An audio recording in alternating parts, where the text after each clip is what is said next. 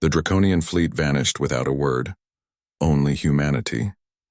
Held the answer a HFY Sci-Fi Story outline in 5 parts. Part 1. The Vanishing Setting. The year 2847. The Galactic Council Chamber on Station Viridian Prime. 3 months after the disappearance of the Draconian Imperial Fleet. Key characters: Captain Ji-Won Park, Human Liaison Officer to the Galactic Council. Former military strategist Commander Hyun Kim, Ji-Won's second-in-command. Tactical Analyst Ambassador Mirai Choi, Human Diplomatic Representative. High Arbiter Veltherix, Insectoid Council Leader. Fleet Admiral Cormath, Reptilian Military Commander of Council Forces. Plot points: the Galactic Council is in chaos. The Draconian Empire, one of the 4 great powers of the galaxy, has gone silent. Their entire armada of 10,000 warships vanished during a routine patrol of the Shroud Nebula sector. No distress signals. No debris fields. No survivors. For 3 months, the Council has sent expeditions, deployed deep space scanners, and consulted the greatest minds across 100 species. Every attempt to locate the Draconians has failed. Panic spreads as theories multiply. Ancient weapons, dimensional rifts, a new hostile power. The Council reluctantly turns to humanity, the youngest species in galactic politics. Humanity has been dismissed for decades as technologically inferior, militarily weak, and culturally primitive. Yet Ambassador Mirai Choi calmly tells the Council that humanity knows what happened to the Draconians. The Council is skeptical, some are insulting. How could humans, who barely mastered faster than light travel 2 centuries ago, solve what their greatest scientists could not?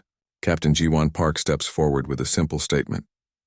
We know because we've seen this before, and we know because we're the only species who would look in the right place. The Council demands answers. Ji-Won asks for a ship, a small crew, and permission to enter the Shroud Nebula. Against the protests of Fleet Admiral Cormath, who sees this as human arrogance, the High Arbiter grants the request. Themes introduced: human ingenuity, the danger of assumptions, the value of diverse perspectives. Part 2. The Human Method Setting. Aboard the human research vessel Sejong, entering the Shroud Nebula.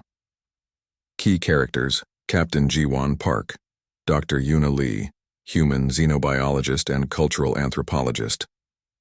Lieutenant Taeyang Shin, pilot and navigator engineer Sora Kang, systems specialist. Observer Thexnel, council-appointed avian observer. Skeptical of human methods. Plot points: the Sejong is a small, unimpressive vessel by galactic standards. Observer Thexenil openly questions how this crew of 5 humans expects to succeed where council fleets failed. The human technology seems outdated, their approach unscientific. Dr. Yuna Lee explains their methodology. Instead of searching for Draconian energy signatures or ship debris, they are searching for something else entirely. She pulls up historical records from Earth's 21st century, showing maritime disasters where entire vessels vanished. The key insight: the Council was looking for evidence of destruction.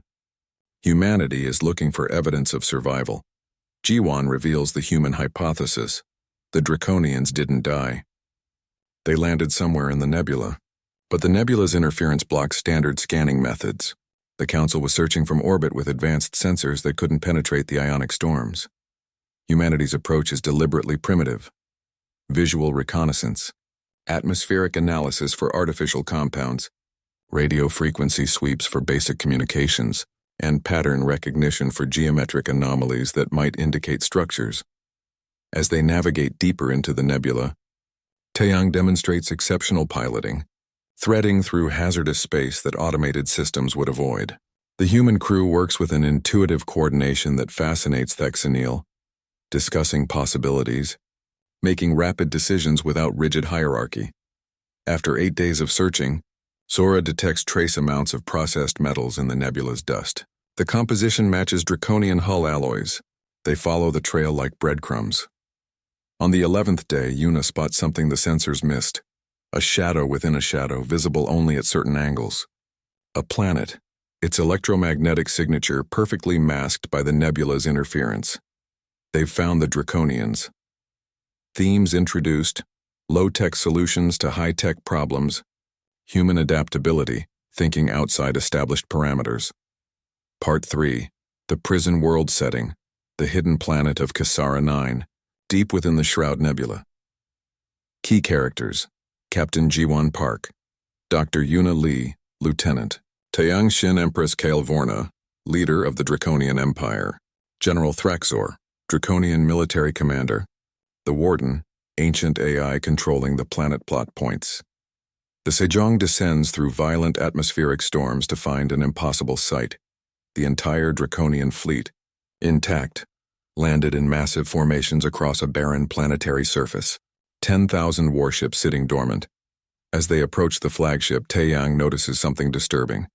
The ships are undamaged but completely powered down. No weapons active, no shields, no communications.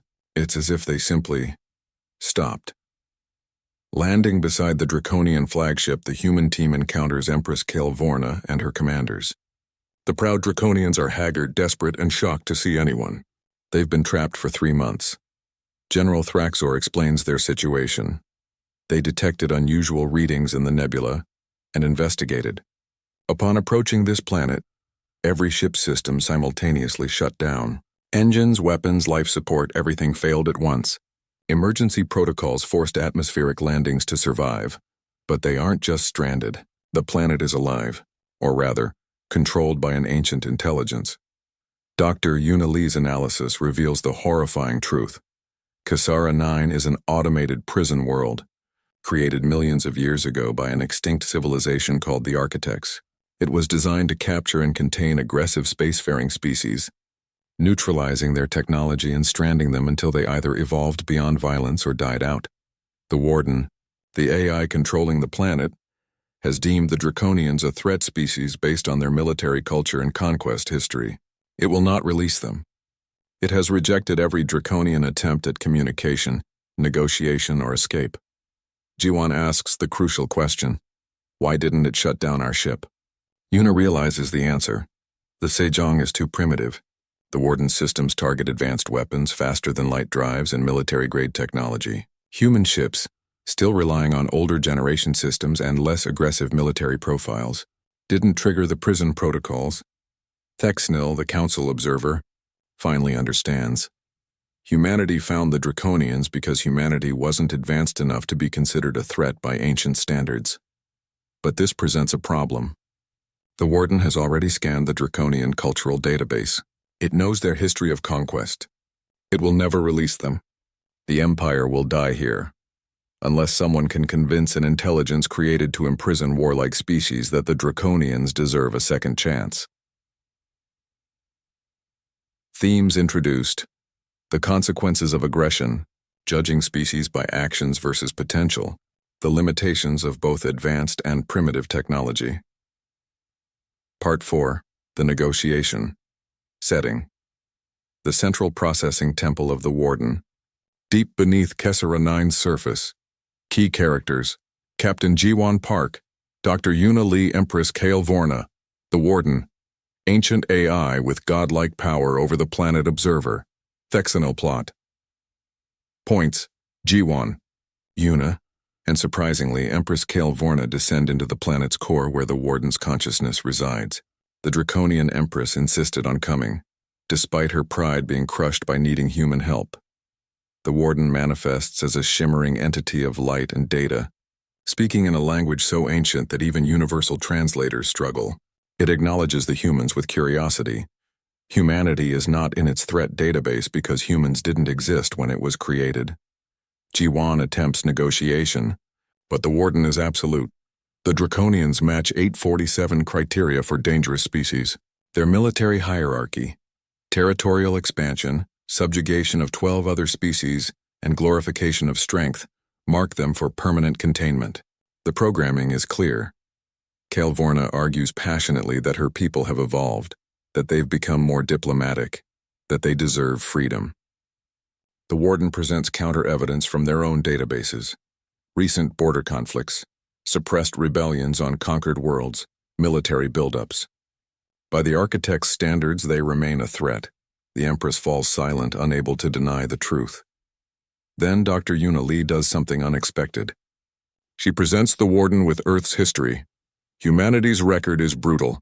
Millennia of warfare, 2 world wars in a single century. nuclear weapons used in anger, environmental destruction, slavery, genocide. By the architect's metrics, humanity scores higher on the danger scale than the Draconians ever did. The warden confirms this analysis. If humans had been spacefaring during the architect's era, Earth would have become a prison world. Exactly, Una says, and yet here we stand. We changed. Not because we were imprisoned, but because we chose to evolve. We learned from our mistakes while we were still free to make them. She argues that imprisonment prevents growth. The Draconians cannot prove they've changed if they're never given the chance. The warden's programming is flawed. It prevents the very evolution it claims to encourage. The warden considers this. Its logic circuits process the paradox for hours while the three representatives wait in silence. Part 2: The Human Method. The research vessel Sejong was not impressive by galactic standards. It was small, barely large enough for a crew of 10. Its hull showed wear from years of service. The engines were 2 generations behind current military standards. To most species in the Galactic Council, it looked like a relic from a museum. Observer Thexnil thought exactly that as he boarded the ship. The avian stood nearly 7 feet tall, his feathers a deep blue that marked him as a scholar among his people. The High Arbiter had assigned him to document the human attempt, probably expecting a failure that would serve as a lesson about knowing one's limitations. "This vessel is your choice for penetrating the Shroud Nebula?" Thexnil asked, unable to hide his doubt. "I have seen cargo haulers with better equipment." Lieutenant Taeyang Shin looked up from the pilot's console and grinned. He was young for a ship's pilot, but his record showed over 3,000 flight hours in difficult conditions. "That's exactly why it's perfect. Big fancy ships with their advanced systems go haywire in that nebula. This old girl doesn't have enough tech to get confused." Dr. Yuna Lee entered the bridge carrying several data tablets. She was a xenobiologist by training, but her real expertise lay in cultural anthropology and historical analysis. She had spent the past 15 years studying how different species approached problem solving. "Observer Thexnil, welcome aboard," Yuna said warmly. "I hope you're ready for some unconventional methods." "I have read your file, Doctor," Thexnil replied. "Your academic work is respected, even if your conclusions are sometimes considered radical. But I must ask, how does studying ancient human maritime disasters help us find missing spaceships?" Yuna settled into her station and pulled up a holographic display. Images of old Earth vessels appeared. Ships made of wood and metal that sailed across oceans using wind and primitive engines. "In our history, ships disappeared all the time," Yuna explained. "Sometimes they sank in storms, but other times they ended up stranded on islands in harbors or beached on coastlines. The people searching for them would look for wreckage, for bodies, for debris floating on the water. But sometimes the ships were intact, just somewhere unexpected. The Draconians are not in ships of wood," Thexnil pointed out. "No, but the principle is the same," Yuna continued. "The Council has been searching for evidence of destruction, because that's what makes sense to military minds. Powerful ships encountering an unknown threat usually leave some trace of battle or catastrophe. But what if there was no battle? What if something simply stopped them, grounded them, forced them to land?" Engineer Sora Kang climbed up from the engine room, wiping grease from her hands. She was the youngest of the crew, barely 30 years old, but she could fix anything mechanical. She had learned engineering from her grandfather, who had learned it from his grandfather back when humans still used combustion engines. "We're ready when you are, Captain," Sora announced. "I've tuned the engines for maximum efficiency in high-interference environments. We might not be fast, but we'll be steady." Captain Ji-won Park entered the bridge last, with Commander Hyun Kim right behind her. She looked at her crew with satisfaction. 5 people. 5 humans with a plan that the rest of the galaxy thought was insane. "Status report," Ji-won said, settling into the captain's chair. "All systems green," Taeyang reported. "Course plotted for the Shroud Nebula, specifically the sector where the Draconians were last detected. Supplies loaded for 6 weeks," Sora added. "Research protocols ready," Yuna confirmed. "Then let's go find some Draconians," Ji-won said. "Taeyang, take us out." The Sejong departed from Viridian Prime Station, accelerating smoothly into the darkness. Behind them, thousands of beings watched and wondered if they would ever see the small human ship again. The journey to the Shroud Nebula took 4 days. During that time, observer Thexnil watched the human crew work with growing fascination. They didn't follow rigid protocols. They discussed ideas openly, regardless of rank. Captain Park encouraged disagreement and debate. When Taeyang suggested a course adjustment, based on nothing more than a feeling about gravitational eddies, Jiwan told him to trust his instincts. This was not how military vessels operated in the Galactic Council. Orders flowed down from commanders. Subordinates obeyed. Discussion was limited to formal briefings, but the humans seemed to thrive on chaos and collaboration. You allow your crew remarkable freedom, Thexanil observed to Jiwan during the third day. They're not just my crew, Jiwan replied. They're experts in their fields. I trust them to know their jobs better than I do. My job is to make sure they have what they need to succeed. And if they make mistakes, then we learn from them, Jiwan said simply. Fear of mistakes makes people rigid. Rigidity gets you killed in unpredictable situations. On the fifth day, they reached the outer boundary of the Shroud Nebula. The view was spectacular and terrifying. Massive clouds of ionized gas swirled in colors that human eyes had never evolved to process properly. Lightning storms the size of planets crackled through the cosmic fog. Radiation levels spiked and dropped in random patterns. Sensors are already getting confused, Hyun reported. Just as predicted. Switch to visual and basic instruments only, Jiwan ordered. Taeyang, take us in slowly. If you feel uncomfortable at any point, you have authority to adjust course. Understood, Captain, Taeyang said, his hands steady on the controls. The Sejong entered the nebula like a small fish swimming into a vast underwater cave. Immediately, the ship began to shake from turbulence. Alarms blared warnings about high radiation, electromagnetic interference, and navigational uncertainty. Shut off the warnings, Jiwan said calmly. We know it's dangerous. The noise isn't helping. Silence fell over the bridge, broken only by the hum of engines and the occasional creak of the hull, adjusting to pressure changes. For 8 days they searched. Yuna analyzed atmospheric samples, looking for traces of artificial compounds that might indicate the presence of ships or habitats. Sora monitored radio frequencies, hoping to catch even the weakest signal. Hyun plotted their course and kept detailed records of everything they observed. Taeyang flew through conditions that would have destroyed automated navigation systems, and Jiwan watched everything, her mind constantly processing information, looking for patterns. On the 8th day, Sora shouted from her station, I've got something. Trace amounts of processed metals in the nebula's dust. The composition matches Draconian hull alloys. Everyone gathered around her display. The amounts were tiny, barely detectable, but they were there, and they formed a pattern, a trail leading deeper into the nebula. They've been here, Yuna said excitedly. Ships passing through would leave traces like this. Can you follow it? Jiwan asked Taeyang. It'll be tricky, Taeyang admitted. The trail is faint and broken in places. But yes, I think so. Then follow it, Jiwan ordered, slowly and carefully. For 3 more days, they followed the breadcrumb trail of metal traces. Sometimes it disappeared completely, and they had to search in expanding circles until Sora picked it up again. Thexanil stopped questioning their methods and simply observed, taking notes constantly. On the 11th day, Yuna was staring out the forward viewport during her rest period when she saw something unusual. A shadow within a shadow, visible only when the nebula's gases shifted at certain angles. Captain, I need you to see this, Yuna called. Jiwan came to the viewport. At first, she saw nothing unusual. Then Yuna pointed and Jiwan's eyes adjusted. There, hidden in the electromagnetic chaos of the nebula, was the unmistakable curve of a planetary horizon. Hyun, why isn't that planet on our charts? Jiwan demanded. Hyun checked his instruments and then rechecked them. Because our sensors can't detect it, Captain. The nebula's interference is masking its entire electromagnetic signature. If you weren't looking at it with your actual eyes, you'd never know it was there. Taeyang, can you get us closer? Already on it, Captain. As the Sejong approached, the planet gradually became more visible. It was roughly Earth-sized, with a thin atmosphere and a barren surface. But that wasn't what made everyone's breath catch. Covering the surface in massive formations were 10,000 Draconian warships. We found them, Sora whispered. We found them, Jiwan confirmed. Now let's figure out why they're still here.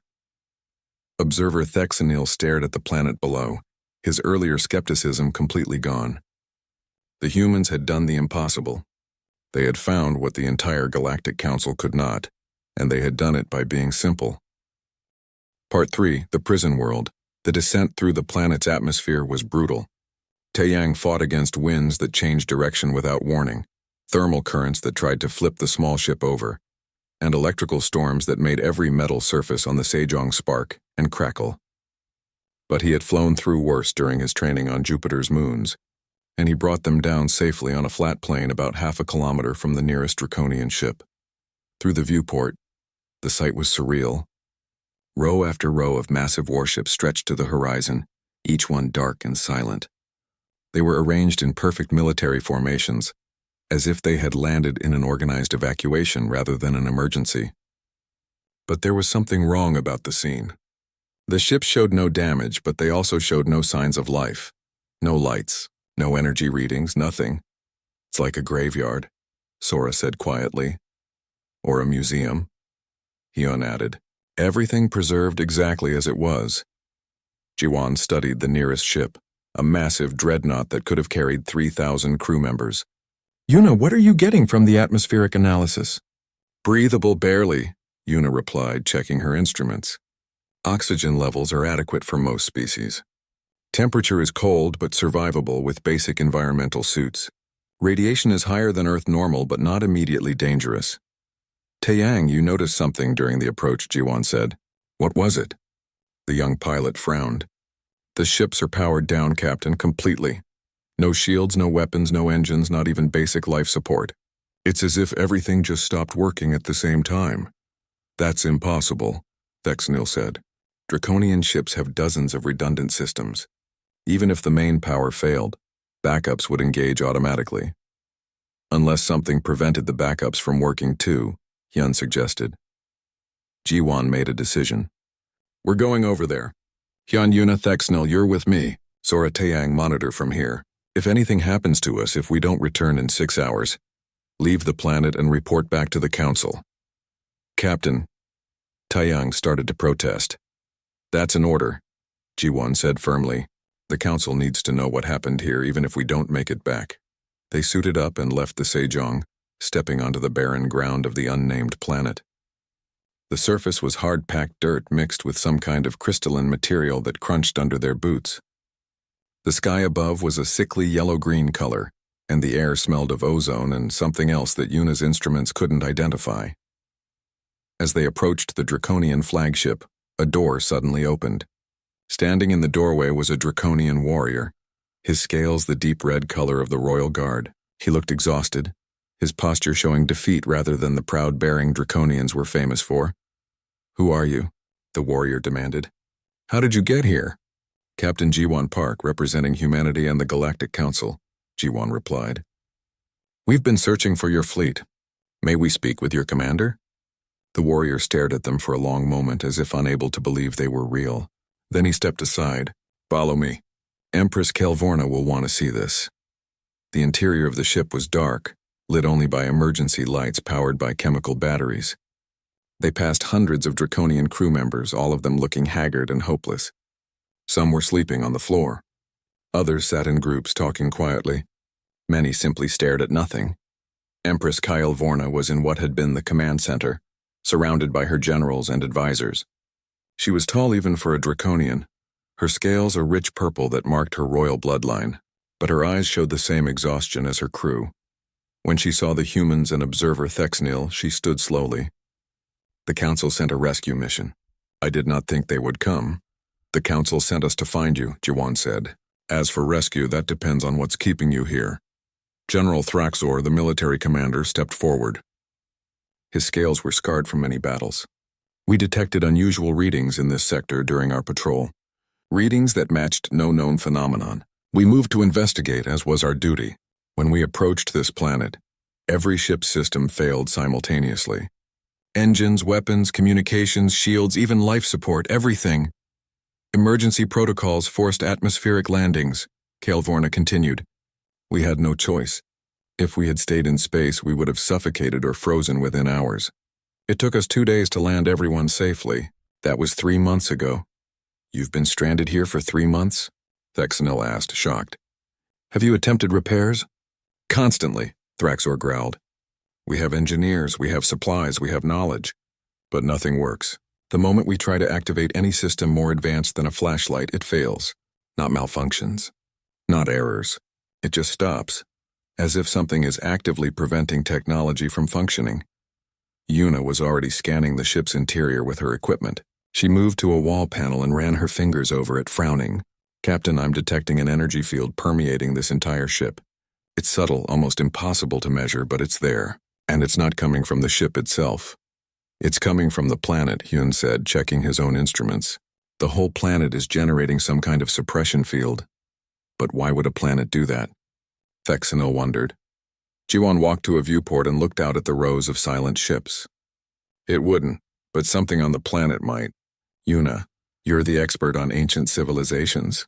What are we looking at here?" Yuna's face had gone pale as she studied her readings. "I need to run more tests, but if I'm right, this is very bad." "Captain, I think we're standing on a prison world." "A what?" Kael'Vorna demanded. "A prison," Yuna repeated. "About 15 years ago, human archaeologists discovered evidence of an ancient civilization called the Architects. They existed millions of years ago and were incredibly advanced. We've only found fragments of their technology, but what we have found suggests they were capable of things we can barely imagine." "What does that have to do with us?"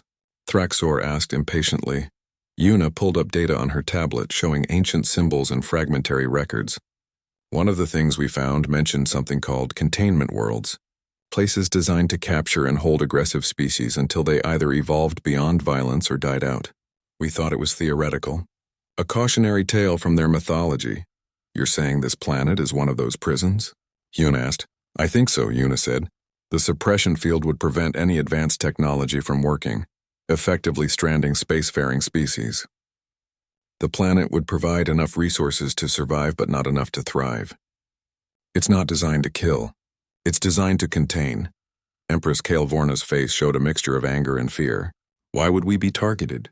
We were simply patrolling our territory. Have you tried to communicate with whoever or whatever is controlling this planet?" Jiwon asked. "Every day for 3 months," Kael'Vorna replied bitterly. "We've tried every language, every protocol, every mathematical sequence we know. There has been no response. Whatever intelligence controls this world, it does not wish to speak with us." Jiwon turned to Yuna. "Can you locate the source of the suppression field?" Yuna nodded slowly. "I think so.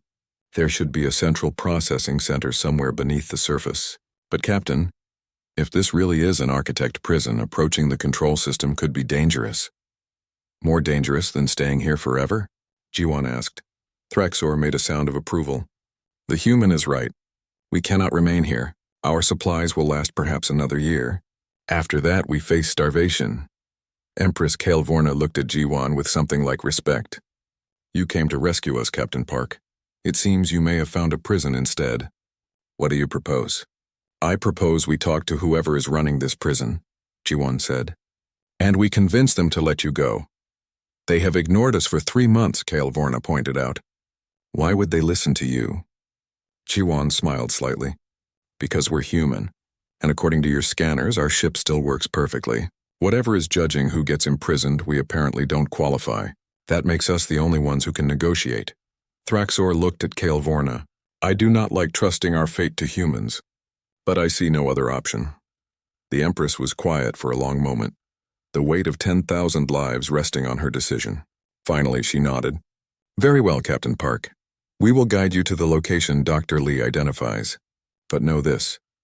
If you fail, if we die on this world, the Draconian Empire will not forget that humanity tried when others did not." "We're not going to fail," Jiwon said with confidence she didn't entirely feel. "We're going to get you home." As they prepared for the journey to the planet's core, Yuna pulled Jiwon aside. "Captain, there's something you should know. If this is really an architect prison, it will have judged the Draconians based on their entire civilization. Their history, their culture, their actions, and the Draconians have not always been peaceful." "I know," Jiwon said quietly, "but everyone deserves a chance to change, even if they don't deserve it yet." Part 4. The negotiation, the entrance to the underground complex was not hidden. It stood in the center of the planet's largest landmass, a massive archway carved from black stone that seemed to absorb light. Ancient symbols covered its surface, symbols that Yuna's translators struggled to interpret. General Thraxor had sent warriors to investigate this structure weeks ago, but they had been unable to pass through some kind of barrier just inside the entrance. The barrier does not respond to force, Thraxor explained as they approached. We have tried cutting tools, explosives, even our strongest warriors attempting to break through. Nothing works. Jiwan stepped forward cautiously and reached out toward the archway. Her hand passed through the barrier as if it wasn't there. Behind her, Empress Kelvorna gasped. How? The Empress demanded. It's not blocking humans, Yuna said, studying her instruments. The barrier is species selective. It's reading our biological signatures and allowing us to pass. Captain, I think this prison was programmed to only imprison certain types of species. We're not on the list. Because humans weren't spacefaring when this was built, Hyun realized. We didn't exist as a threat when the architects created this place. Jiwan looked at Kelvorna. With your permission, Empress, I'd like to go inside with Dr. Lee. The rest of our team and your people should wait here. Kelvorna's pride warred with necessity on her face.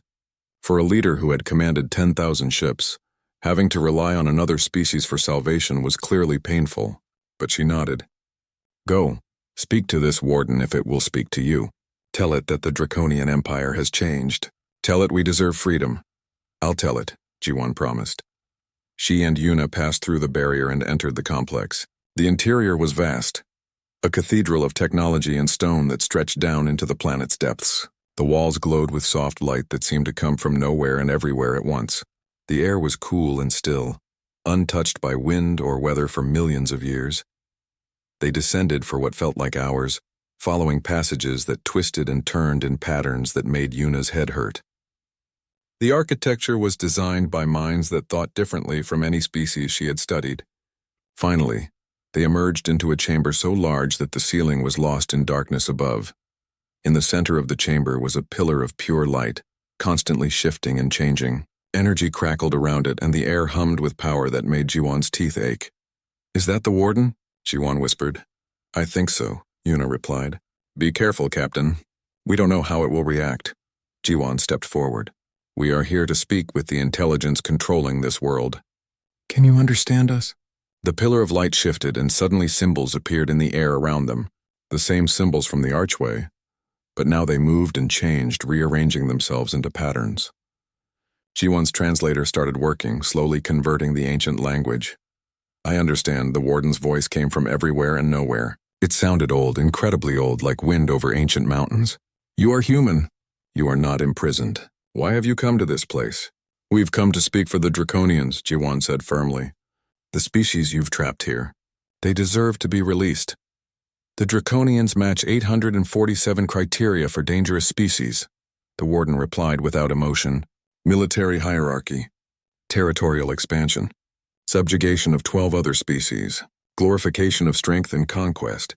They are imprisoned for the safety of the galaxy. They've changed, Jiwan argued. Societies evolve. They're not the same as they were. The warden's light pulsed, and suddenly the air filled with images. Battles, conquered worlds, species forced into servitude. The Draconian Empire's entire military history displayed in horrifying detail. Recent history, Jiwan noted with sinking hope. Things that had happened in the last 50 years. This is change? The warden asked. The Draconians continue their patterns of aggression and domination. By the standards of the architects, they remain a threat to galactic peace. They will remain imprisoned. Empress Kelvorna's voice came from behind them. Jiwan turned to see that the Empress had forced her way through the barrier somehow, her will overcoming whatever had blocked her before. She approached the warden with her head held high. I am Empress Kelvorna, leader of the Draconian Empire, she said, her voice strong despite her exhaustion. I will not hide from judgment. My people have done what you show. We have conquered. We have fought. We have built an empire on strength. Then you accept your imprisonment, the warden stated. No, Kelvorna said. I accept our history. But we are more than our past. We have formed alliances. We protect smaller species.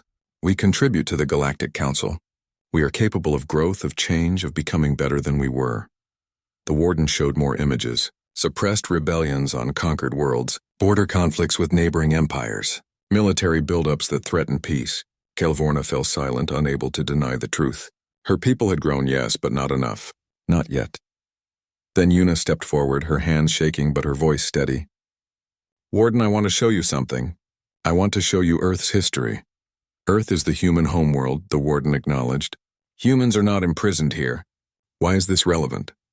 Because I want you to judge us the same way you judge the Draconians, Yuna said. She pulled up her data and began displaying images of human history.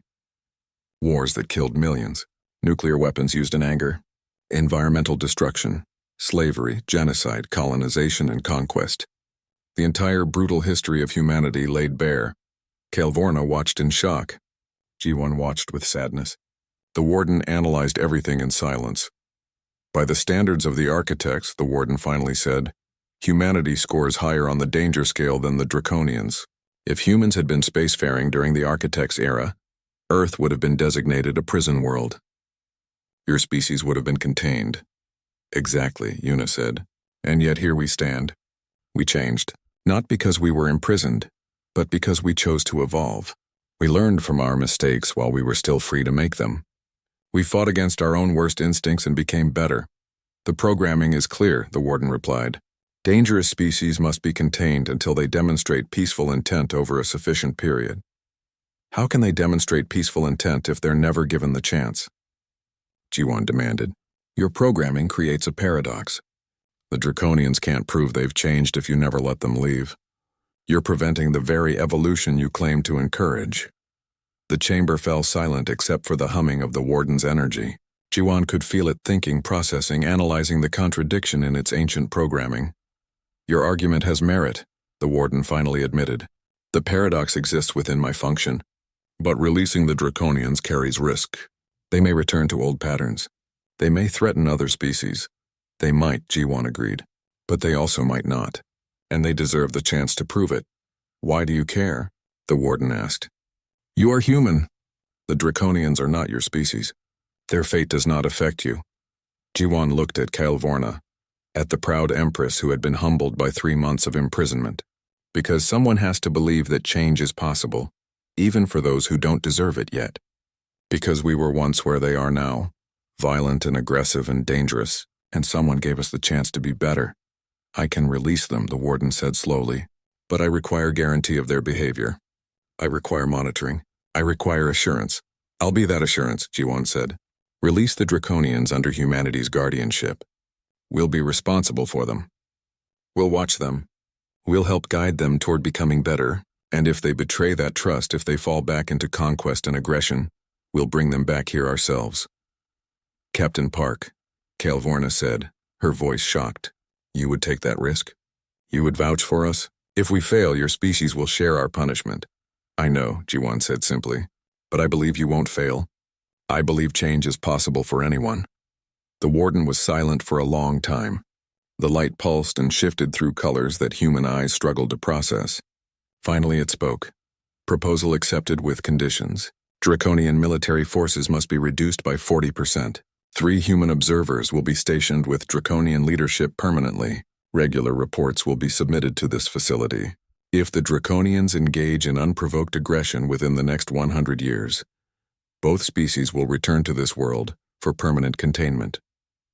These terms are non-negotiable. Calvorna looked at G1, her eyes asking a silent question. G1 nodded. We accept, Calvorna said. On behalf of the Draconian Empire, I agree to these terms.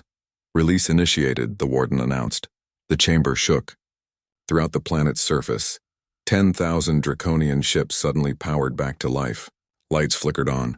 Engines hummed. Systems that had been dead for 3 months awakened as if from sleep. You are free to leave, the warden said, but I will be watching. All species capable of change deserve opportunity. But that opportunity is not unlimited. Use it wisely. As they climbed back to the surface, Calvorna walked beside G1. Why did you really do this? The Empress asked quietly. The truth, G1 smiled. Because 100 years ago we were you, aggressive, proud, dangerous. Part 5. The Aftermath. 3 months had passed since the rescue of the Draconian fleet. The Galactic Council chamber was packed to capacity, with representatives from every member species present. Additional observers filled the galleries above, all of them wanting to witness this historic moment. The air buzzed with conversation and speculation. Admiral G1 Park stood at the center of the chamber, no longer just a captain. Her promotion had come through official channels 2 weeks after returning from the prison world. Commander Hyun Kim stood beside her, also promoted to captain. The rest of the crew had received commendations and honors from multiple governments. High Arbiter Veltherix called the session to order, and the massive chamber fell silent. We are gathered today to address the resolution of the Draconian crisis, and to hear testimony about the events that transpired. Admiral Park, please present your formal report. Ji-won activated the holographic display, showing images of the prison world, the Draconian fleet, and the Warden. She spoke clearly and calmly, explaining their search method, the discovery of the planet and the nature of the ancient prison system. The council listened with complete attention. When she described using primitive search techniques instead of advanced sensors, several representatives nodded in understanding. When she explained the Warden's judgment criteria, many shifted uncomfortably in their seats, perhaps wondering if their own species would have passed such evaluation. Fleet Admiral Kormath, who had initially dismissed humanity's offer to help, stood to speak. Admiral Park, he said, his voice showing genuine respect, I must admit that I doubted your methods. I thought you were overconfident, perhaps even foolish. I was wrong. Your approach was exactly what this situation required. Sometimes advanced civilizations become trapped by their own sophistication. You reminded us that simple solutions can solve complex problems. Thank you, Fleet Admiral, Ji-won replied. But we didn't do this alone. The Draconians provided crucial information about the planet's conditions. Observer Thexnil documented everything and provided valuable insights. And Dr. Lee's knowledge of ancient civilizations made the negotiation possible. This was a collaborative success. Observer Thexnil stood from his position, his blue feathers ruffled with emotion. I was assigned to document what I expected to be a failed mission. Instead, I witnessed humanity demonstrate qualities that our elder species have forgotten. Creativity, humility, the willingness to take risks for others, the belief in redemption. These traits may serve humanity well as they grow in galactic affairs. Then Empress Kael'Vorna entered the chamber. The Draconian leader walked with her head high, but there was a new quality to her bearing. Not quite humility, but awareness. She was accompanied by General Thraxor and several other high-ranking Draconians. The chamber erupted in whispers. Many species had expected the Draconians to hide after such a humiliation. Instead, they were facing the council directly. Honored council members, Kael'Vorna began, her voice carrying through the vast space. I come before you to make several announcements regarding the Draconian Empire. First, as agreed in our treaty with the Warden and humanity, we are beginning immediate decommissioning of 40% of our military fleet. These ships will be converted to civilian use or dismantled, with the materials used for peaceful purposes. A wave of shock rippled through the chamber. The Draconian fleet was legendary. Reducing it by nearly half was unthinkable. Second, Kael'Vorna continued, we are implementing democratic reforms throughout our empire. The voices of conquered species will now be heard in our government. We are establishing a council of representatives from all worlds under Draconian authority, with the power to propose and vote on laws. Third, human observers have already taken their positions within our command structure. They will monitor our military activities and report directly to both the Galactic Council and the Warden. We will hide nothing. Kael'Vorna paused, then said something that nobody expected. I want to thank humanity for saving us, not just from physical imprisonment, but from the path we were on. Captain Park, Admiral Ji-won Park, stood before an ancient intelligence and vouched for my people when we had given her no reason to trust us. She took a risk that could have resulted in humanity's imprisonment alongside ours. That kind of courage, that kind of faith in the possibility of change, is something the Draconian Empire will strive to match. Ambassador Mirai Choi rose from her seat. She was small compared to most beings in the chamber, but her presence commanded attention. Empress Kael'Vorna, your words honor us. But humanity did not save the Draconians because we expected gratitude or political advantage. We did it because it was the right thing to do. We understand what it means to be judged by your worst moments instead of your potential for growth. Mirai turned to address the full council. The discovery of the prison world raises important questions. How many more of these facilities exist throughout the galaxy? How many species might be trapped on forgotten prison worlds waiting for someone to give them a second chance? To address these questions, humanity is establishing the Architect Institute, a research organization dedicated to finding and evaluating other prison worlds. She gestured to Yuna, who stood in the gallery. Dr. Yuna Lee will lead this institute. We are offering positions to researchers from any species interested in participating.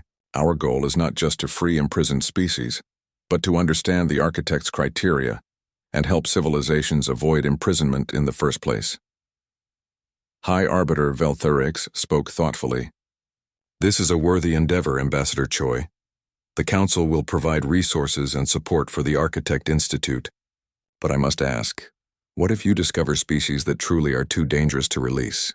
What if some of the imprisoned civilizations deserve their fate? Then they stay imprisoned, Jiwan said firmly. The warden was right about one thing. Dangerous species exist. But we believe most species, when given the chance and the right guidance, can change.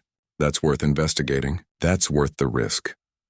Chancellor Do-hyun Yu, the human representative on the Council's Executive Committee, stood to make an announcement. The Council has voted with near unanimous support to grant humanity permanent seats on both the Defense Committee and the Ethics Council.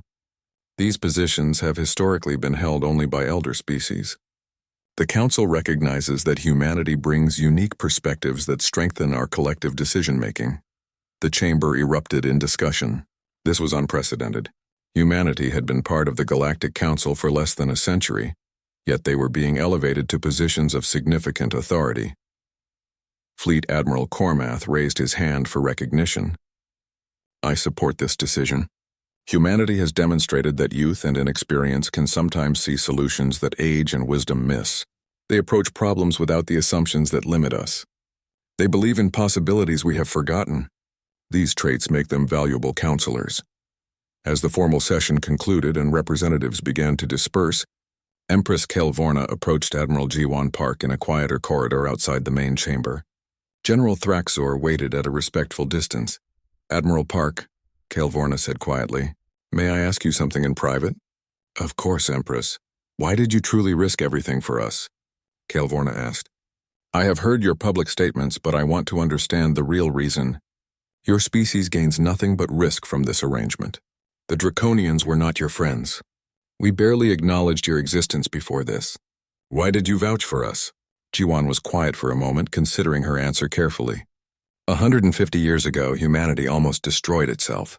We had weapons that could have turned Earth into a dead world. We had hatred that divided us into factions ready to kill each other. We were aggressive, territorial, and proud, just like you described your people. But you changed, Kelvorna said. We did, Jiwan agreed.